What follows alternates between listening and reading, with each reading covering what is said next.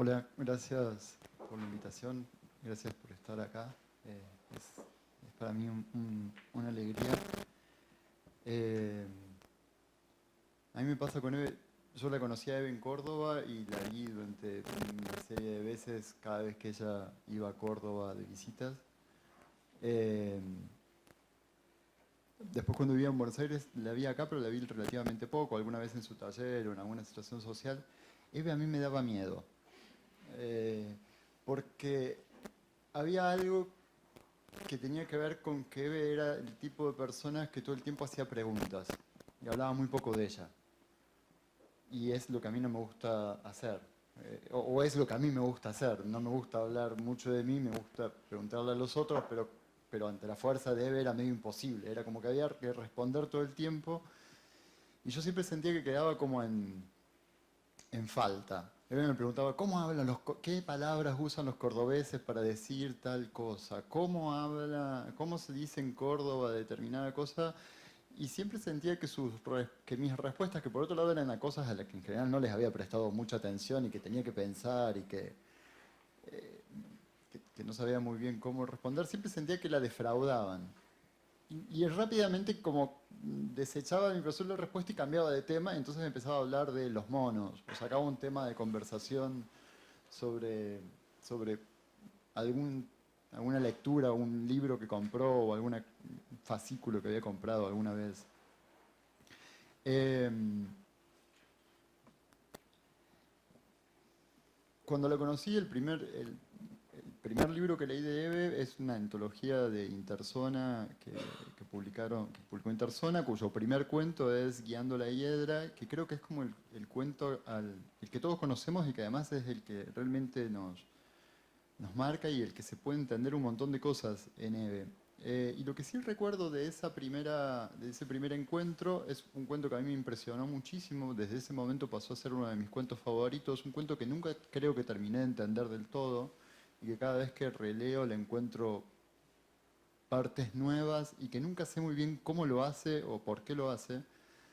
Pero sí lo que me impresionó mucho de conocerla a Eve después de haber leído ese cuento es que me pareció que no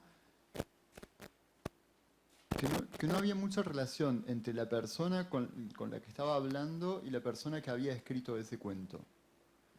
Debe, cuando se habla como autora, siempre se habla del lenguaje, de las historias de familia, del regionalismo, de cierto costumbrismo que aparece, de una mirada por los detalles y de una picardía, del humor. Todas esas cosas siempre están. Pero por otro lado, muchos de sus cuentos tienen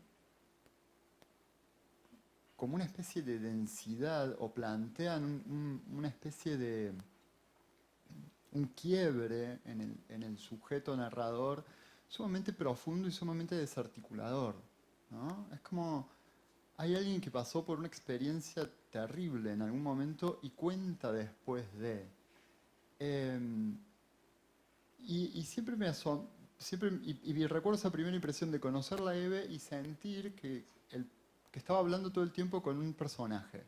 Estaba hablando todo el tiempo con alguien con que se esforzaba por eh, ser una autora y ser una autora de determinada manera, pero que por otro lado, ella misma en algún punto se quitaba importancia y quitaba importancia a lo que había escrito y le quitaba el cuerpo a eso que había quedado en el papel, en el registro.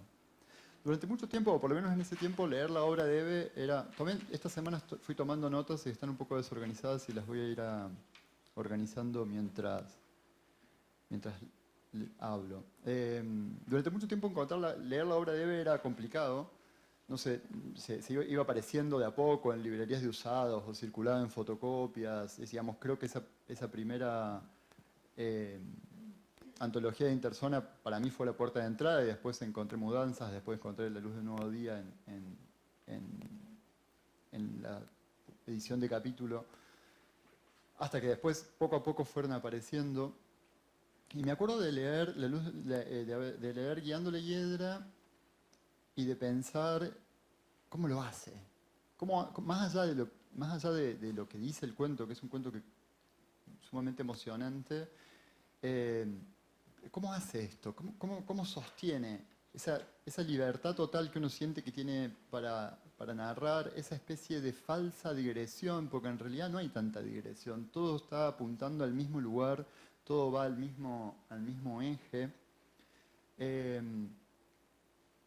y mi sensación al leerlo es que era un cuento que solamente, si uno chequea, Eve publicó ese cuento a los 60 años o después de los 60 años, y la sensación es que era un cuento que solamente podía ser como una especie de evolución de alguien que venía escribiendo de una manera de una manera normal o estructurada o más lógica, y que de pronto se había ido liberando hasta llegar a esa libertad total que era Guiando la Hiedra. Eso era lo que yo pensaba, ¿no? Como acá encontró la libertad y puede decir de una manera totalmente libre. Pero eso es totalmente falso. Si uno lee los cuentos de Eve de la década del 60, son 3 veces más libres, más complejos, más raros, más de dónde salió, cómo está diciendo esto. Y me parece que el proceso que hizo, por lo menos en sus cuentos, que son la parte de su obra que yo más releo por una cuestión de afinidad y de gusto personal, creo que en sus cuentos el proceso fue más de ir eh, no soltando y simplificando, no ganando libertad, sino casi un proceso contrario, el de ir perdiendo libertad para ir acercándose al otro lector, y hacer esa experiencia que quiere transmitir más cercana y más posible de llegar al otro lector.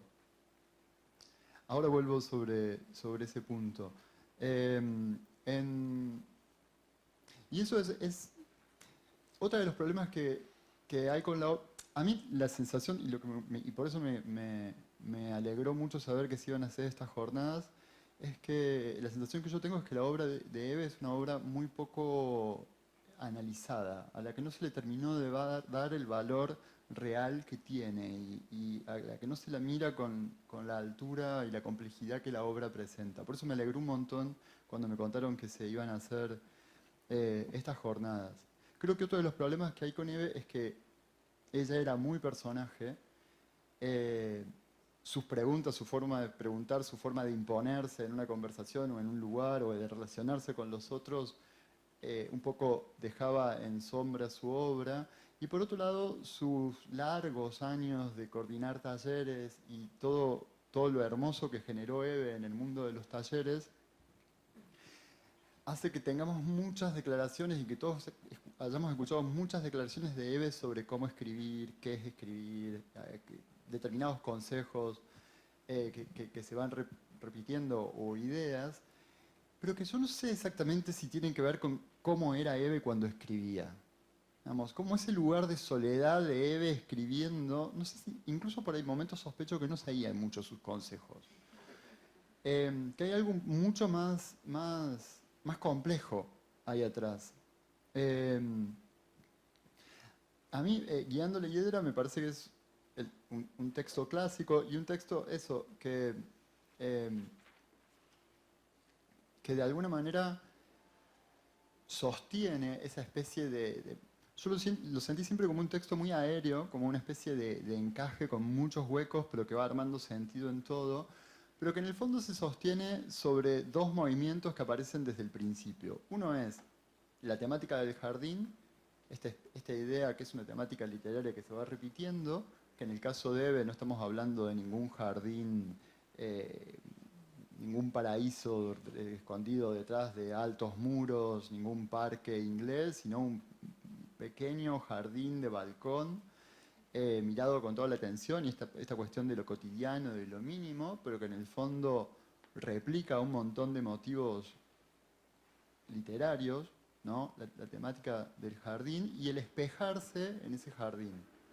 El espejarse en esas plantas y ir comparando, ir estableciendo todo un sistema de comparaciones entre las plantas, el tamaño de las macetas y cómo crecen, cómo son sus plantas y cómo son las otras las plantas de otros, cómo le gustaría que sea su jardín y cómo lo es, cómo lo ve ella cuando está solas y cuando lo ve cuando aparece la mirada del otro.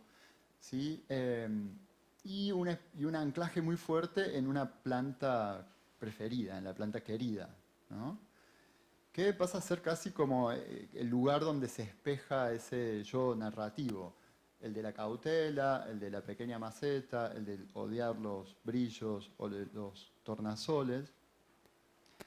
Y por un lado, digo, la estructura del cuento aparece en ese espejarse, en la descripción del jardín, en ese espejarse, y por otro lado, en una especie de bambolearse, como la llama de una vela, o algo que de rodear un evento traumático que nunca está dicho.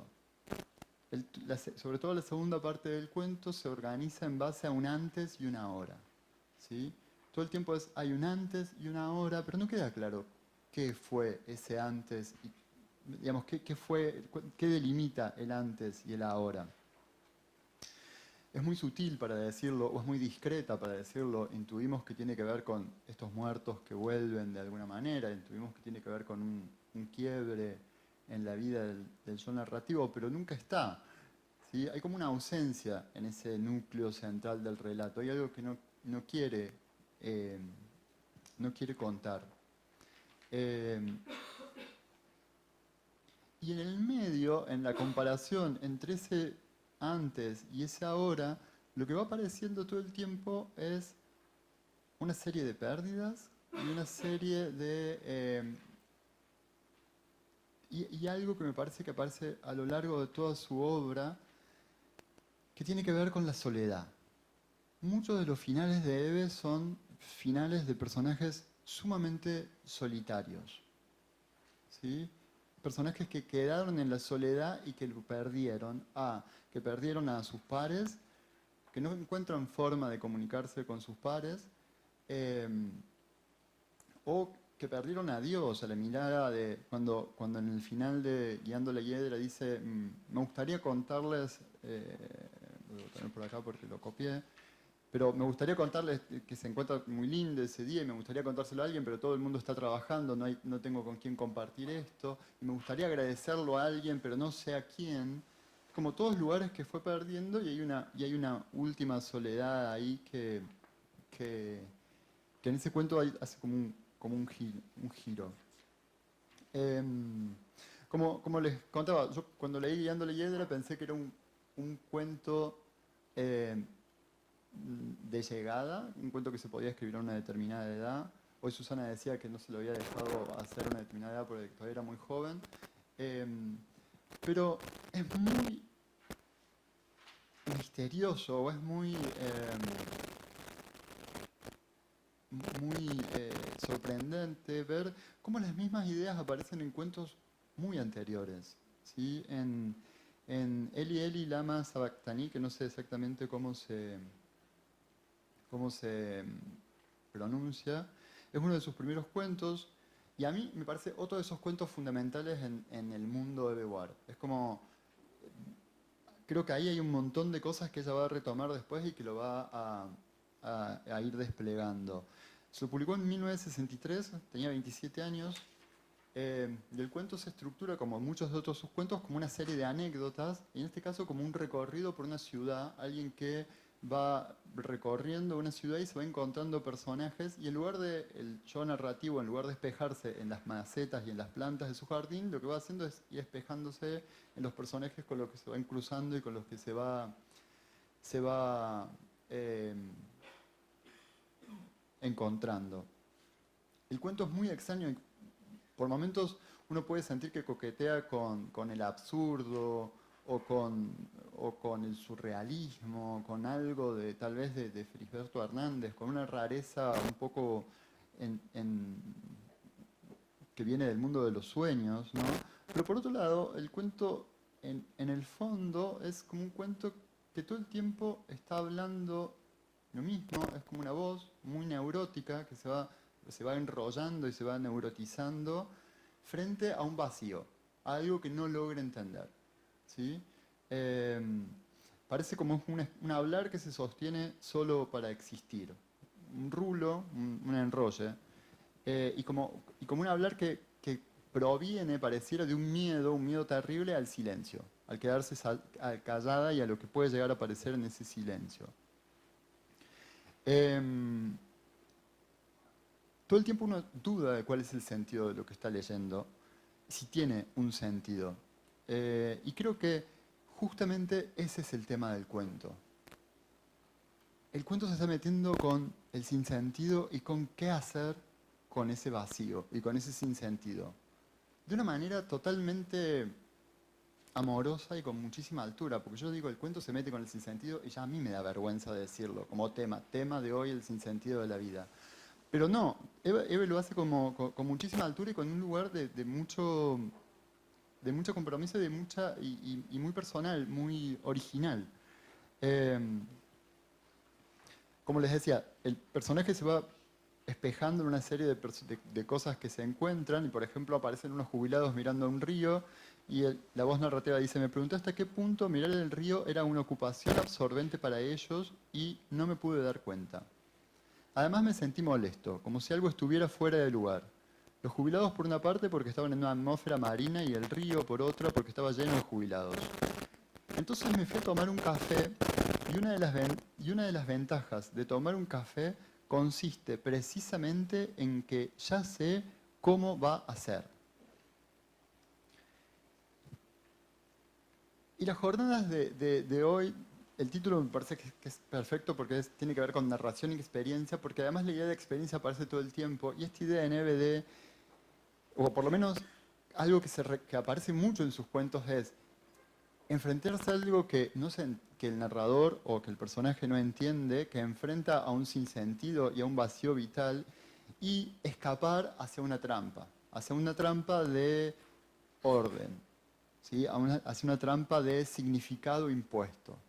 ¿Sí? Escapar hacia un lugar donde entendemos, hay un significado que proviene de la experiencia ya vivida. Tomar un café porque ya sé cómo va a ser. Saber cómo va a ser porque ya lo probé. O escapar del sinsentido en el cual está sumergido hacia otro lugar, y este es un lugar que me interesa más. El cuento en un momento termina escapándose y se va al cine. Dice,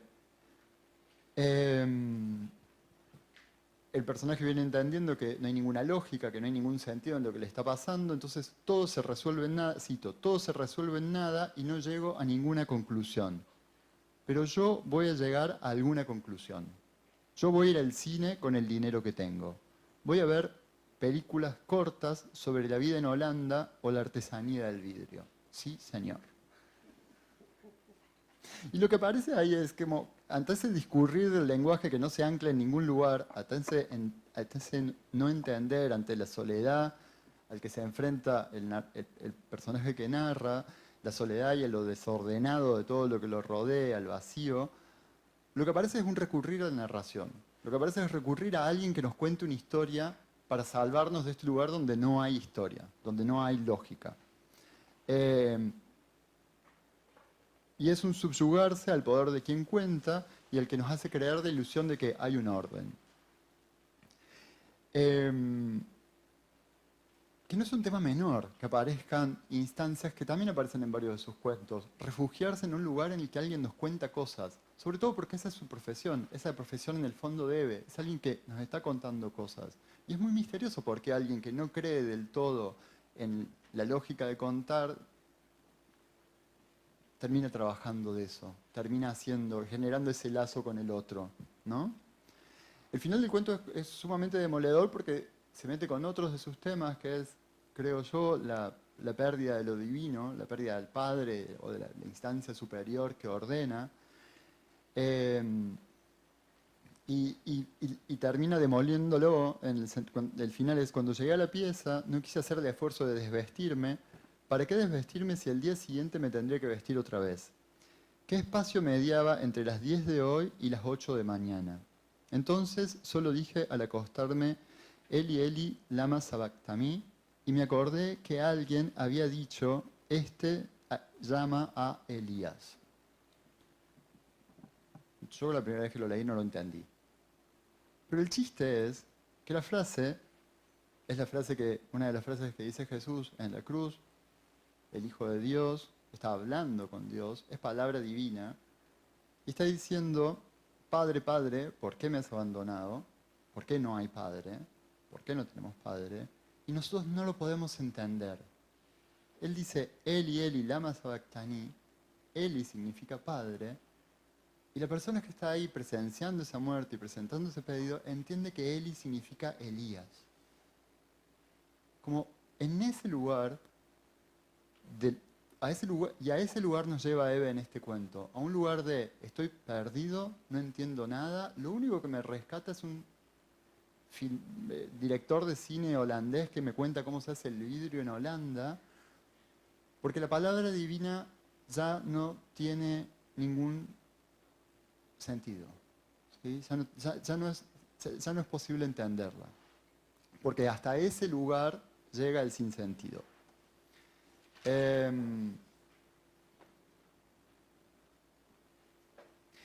Y por otro lado, es algo que aparece mucho en la obra de Eve, este lugar de...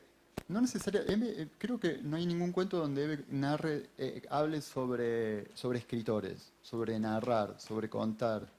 No hay personajes escritores, pero a lo mejor sí, no sé, habría que doble chequearlo todo esto. Pero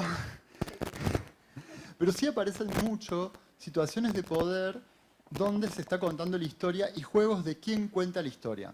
Uno de sus cuentos, El amo y los criados, descansa sobre todo el tiempo sobre eso. Aparece un amo que habla y que dice yo estoy aquí ahora y empieza a describir todo el sinsentido en el que está viviendo, en una especie de enfermedad, en el que lo maneja, alguien le está manejando la vida, no entiende el mundo en el que está, hay un vacío que lo rodea frente a la angustia de la muerte, etcétera, etcétera. Y al final del cuento, es un cuento muy breve, pero al final del cuento aparece una nota y que dice, esto lo escribí yo, Asdrúbal, que es el nombre del criado, mi amo tiene las piernas y el brazo aletargados, de modo que no puede escribir nada, pero me permití escribir esto porque lo conozco muy bien. Y a mí era... me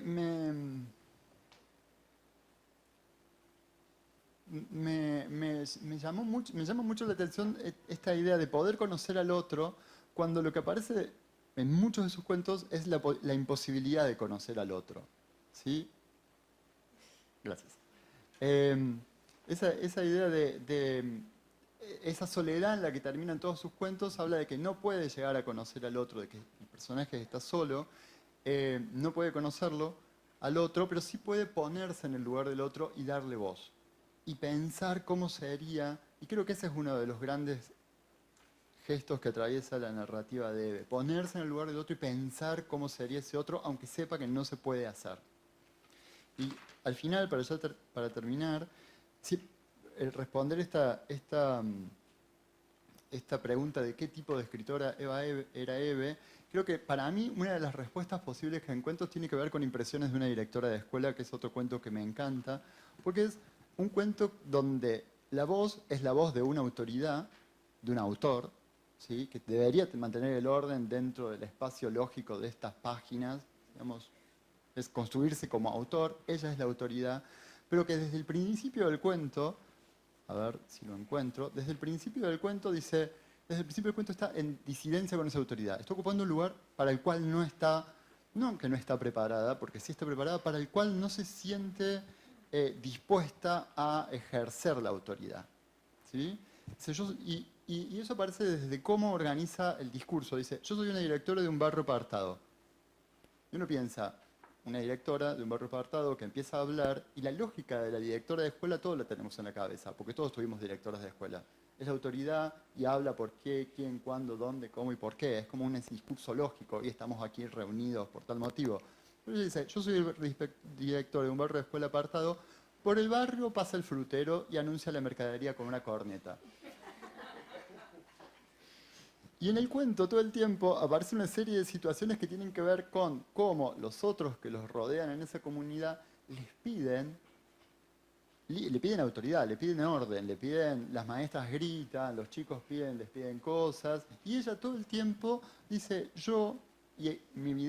mi propuesta es reemplazar esa idea de ser directora por la palabra ser escritora, Eve como escritora, Eve autora, y me parece que lo que ella responde siempre tiene que ver con, dice, yo a veces apelo, dice, le piden cosas y dice, cuando pasa eso, bueno, un perro que se comió, que hay un perro que lo quieren echar, entonces dice, cuando pasó eso yo peleé a la lógica, a mi sentido común, a mis sentimientos adultos y dije, qué barbaridad.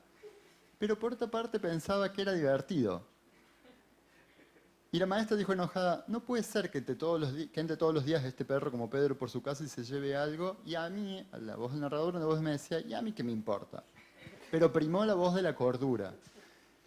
Y me parece que, creo que ahí hay mucho de lo que era Eve como escritora, ¿no? Como a mí que me importa, un saber que no me puedo comunicar, no me puedo llegar a comunicar con el otro, pero lo hago, prima la cordura, en otro momento del cuarto dice, hay días que no lo tengo ganas de hacerlo y no lo puedo hacer. Y para terminar, esta idea de, en ese cuento también el personaje termina solo, encerrado en la dirección, acosado por las maestras que gritan, comiendo una galletita que tiene 2 dimensiones, todos sus cuentos terminan como en esa soledad existencial. Y a mí lo que me parece lo más interesante de Eve es que esta idea de la felicidad de Eve, la felicidad en el mundo, la felicidad ante el mundo, el cantar y celebrar el mundo, no deja de ser un esfuerzo, no deja de ser algo que uno siente que el narrador se impone todo el tiempo, no es algo que le viene dado, es algo que le costó muchísimo conseguir.